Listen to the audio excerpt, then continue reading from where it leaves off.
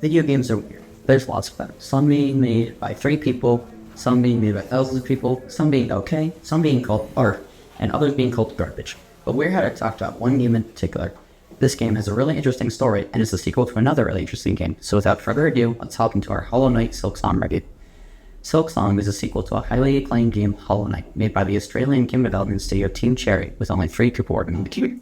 Releasing in 2017, it quickly became a highly acclaimed game, with critics calling it one of, if not the best games of the Metroidvania genre, and was praised for its fast-paced combat, beautiful music, and its massive amount of content. The game quickly sold 3 million on Steam, the leading PC store, so the developers decided to add some free updates as a gift.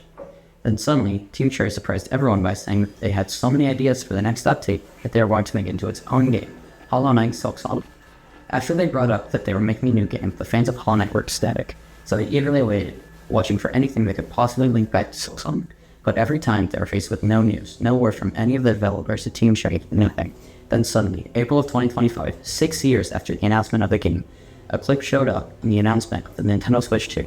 The community around Hollow Knight blew up Hollow Knight in an all-new time player record, and the fate was back, although people were cautious. They still didn't have a release date. Then suddenly, a couple months later, Team Cherry released something on a trailer, ending with a release date being September 4th, just 2 weeks from the release of the video. Suddenly, everyone in the community was ecstatic. Hollow Knight broke its all-time player count 3 times.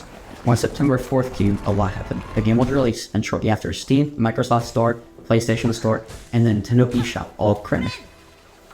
Silksong is a much larger and much harder game than its predecessor. The game mechanically is a lot like Hollow Knight, but there are some changes that make it feel different while staying familiar.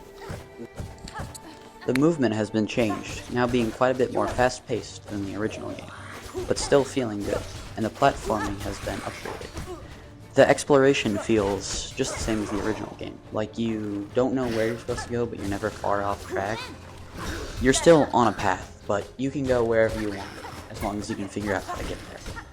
There are a lot more optional side quests in this game than the original, which I feel is an improvement. They all feel fleshed out, and like they have an effect on the world. Silksong is an amazing game, and an upgrade from an already amazing game. Overall, there's only one critique I can really understand, and it's that the game is quite difficult. If that's not something you're looking for, I can get that, but I personally think that it's worth it. Overall, Silksong is an amazing game. I think it deserves a 9.5 out of 10.